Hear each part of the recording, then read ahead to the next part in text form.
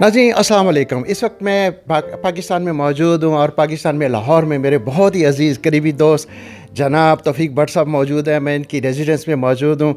Japan में इनसे मुलाकात हुई थी, तमाम भाइयों की भी आपकी इनसे मुलाकात हुई होगी। मैं चाह रहा था कि आज इनके एक दिली मोहब्बत जो इनकी फ़ीलिंग है जापान के बारे में, वहाँ तो मैं इंटरव्यू नहीं कर सका, लेकिन मैंने कहा चले पाकिस्तान से तौफीक भट्ट साहब का एक मैसेज आपके साथ पहुँचा दिया जाए। अस्सलाम वालेकुम तौफीक भट्ट साहब। वालेकुम सलाम। क्या हाल है सर? खैरियत हैं?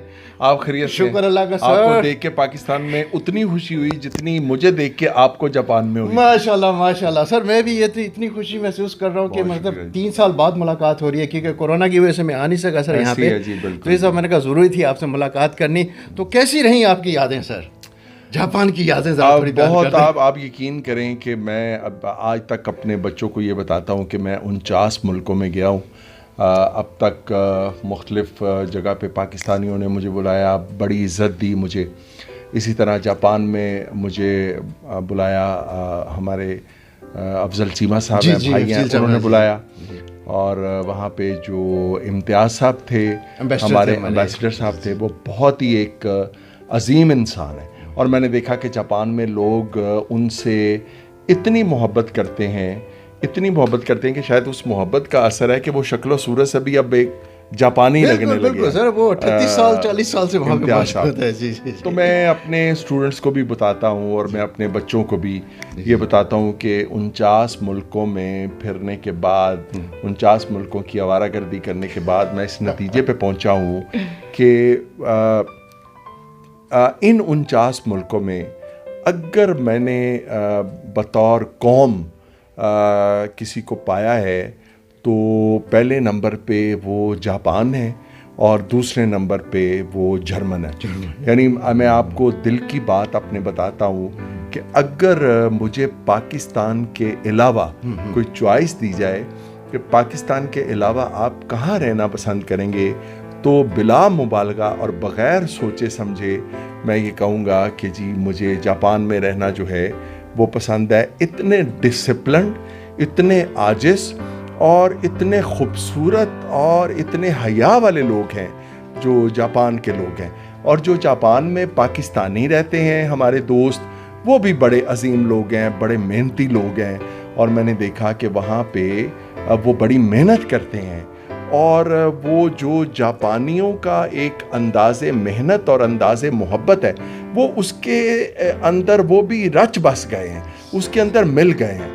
और एक यानी मैं अगर बेशुमार अमेरिका में या दूसरी जगह पे जाता हूँ, यूरोप में भी इवन मैं जाता हूँ, तो मैंने देखा है कि पाकिस्तानी वहाँ पे हमारे दोस्त भाई जो हैं कई सालों से रह रहे हैं, मगर उनका जो पाकिस्तानी स्टाइल है वो नहीं बदला, वो नहीं छोड़ते। लेकिन जापान में जो हमारे पाकिस्तानी रहते हैं, वो यूँ लगता है कि उन्होंने जापान का जो कल्चर है, जापान की जो खूबसूरत रवायात हैं, उनको जो है वो अपना लिया है। आधे से ज़्यादा जापानी हो गया सर, क्योंकि हम जो है ना, हमारी बीवी जापानी है, हमारे बच्चे जापानी हैं, तो असल में ना जापान हमारा ससुराल है। ऐसे ही है। कहते जब आप ससुराल कहते जब थोड़ी वो टुर गई ना, कहती डोली, तो साड़ी डोली टुल गई है सर होते जापान। बिल्कुल ऐसी है जी, बिल्कुल ऐसी है जी, बिल्कुल ऐसी है। अच्छा, तो एक बार सर फिर एक मैं थोड़ा सा और पूछना चाहूँगा, अभी आप मुल्की हालात पे आपके बड़ी गहरी नज़र रखते हैं, पाकिस्तान के हालात को डगमग लग रहे हैं, आप नहीं चाहते कि जापान की तरफ पाकिस्तान बन जाए? देखें, सिर्फ मैं ही नहीं जी, मुझे आप बताइए कि कौन मुहिब्ब वतन ये नहीं चाहता कि पाकिस्तान के हालात जापान जैसे हो जाएं, ठीक है?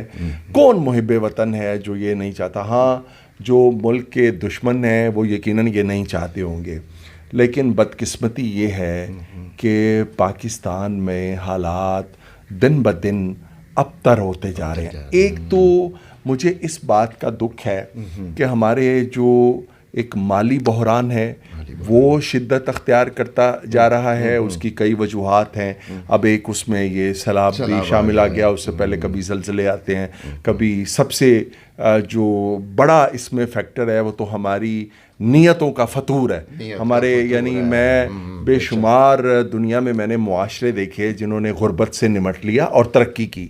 हम नीयत के करीब हैं। हम ये जो गुर्बत ख़त्म हो सकती है, मगर नीयत की गुर्बत जो है वो जब तक ख़त्म नहीं होगी कोई मुआशरा तरक्की नहीं करेगा। तो मैं ये समझता हूँ ये बड़ा अफसोसनाक है कि पाकिस्तान के जो एक तो जो माली हालात हैं, جو ہماری معاشی حالات ہیں وہ بہت ابتری کا شکار ہے، اور پھر ہمارے جو اخلاقی رویے ہیں، جو ہمارا اخلاقیات ہے، اس میں اتنا بڑا ایک میں آپ کو بتاؤں کہ میں سب سے زیادہ اس چیز سے ڈسٹرب ہوتا ہوں کہ یار جو ہم نے اپنے بزرگوں سے ان کی اخلاقی روایات اور وہ جو ساری چیزیں ہم نے اپنے بزرگوں سے سیکھی تھیں وہ چیزیں اب کہاں چلی گئیں. تو یہ ایک ڈبل ٹریجڈی ہے اس ملک کے ساتھ کہ ایک تو معاشی طور پہ ہم بہت کمزور ہو گئے اور اس کے ساتھ ساتھ ہم اخلاقی طور پہ بہت جو ہیں وہ کمزور ہو گئے ہیں. تو بس یہ دعا ہے کہ اللہ پاک جو ہے وہ ہمارے حال پہ کچھ رحم کر دے. لیکن دعا کا معاملہ یہ ہے کہ میرا وہ ایک شعر ہے کہ یہ نہ سوچا ہم نے کچھ دکھائیں کر کے، یہ نہ سوچا ہم نے کچھ دکھائیں کر کے، مطمئن ہو گئے ہم بس دعائیں کر کے. سب اللہ تے چھڈی ہے جی، اللہ تے چھڈی جی ساری. تو یہ بس یہ چھوٹا سا پیشی تھا. میں چاہ رہا ہوں جاپان میں بھی بہت سے لوگ جو ہے نا ابھی پاکستان میں سیلاب آیا، زلزلہ سزدگان کے لیے نا مدد بھیج رہے ہیں، ڈونیشن بھیج رہے ہیں. تو میں چاہ رہا ہوں ایک اپیل کے لیے تھوڑا سا میسیج ان کو بھی دے دیں. میں یہ چاہوں گا کہ بالکل جاپان میں جو ہمارے پاکستانی بھائی ہیں ان پہ اللہ پاک نے بہت کرم کیا ہوا ہے، اور مالی طور پہ مالی لحاظ سے ان کی پوزیشن جو ہے وہ بڑی مستحکم ہے. وہ صحیح معنوں میں رزق حلال کماتے ہیں. وہ ان کا رزق جو ہے وہ حلال کا رزق ہے. تو میں یہ سمجھتا ہوں کہ اس وقت پاکستان شدید ترین مالی بحران کا شکار ہے، اور اس مالی بحران کے نتیجے میں ہماری حکومتیں اپنی بدنیتی کے اعتبار سے بھی اور مالی بحران کے اعتبار سے بھی اور اپنی صلاحیتوں اور اہلیتوں کے اعتبار سے بھی اس قابل ہی نہیں ہے کہ وہ اتنے بڑا جو ڈیزاسٹر ہے اس سے وہ نمٹ سکیں. تو میں یہ سمجھتا ہوں پوری دنیا میں جہاں جہاں پہ پاکستانی ہیں اور انہیں اس وقت جو ہمارے بے یار و مددگار لوگ ہیں، 5 کروڑ کے قریب لوگ جو ہیں وہ اس وقت بے گھر ہو چکے ہیں. آپ یقین کریں کہ لوگ جو ہیں یہاں پہ تو صرف وہاں تک پہنچ رہے ہیں جہاں تک وہ پہنچ سکتے ہیں. 70% آبادی تو وہ ہے جہاں تک لوگ پہنچ ہی نہیں سکتے. وہاں پہ جو لوگوں کی محرومیاں ہیں، جو سڑکوں پہ لوگ پڑے ہوئے ہیں، اور جہاں پہ انسان پڑے ہوئے ہیں وہاں پہ جانوروں کی لاشیں پڑی ہوئی ہیں. انسانوں کی اور جانوروں کی لاشیں اکٹھی پڑی ہوئی ہیں، سانپ پڑے ہوئے ہیں، باقی چیزیں ہیں. وہ دیکھ کے ایک عجیب اور ایک خوفناک منظر ہے.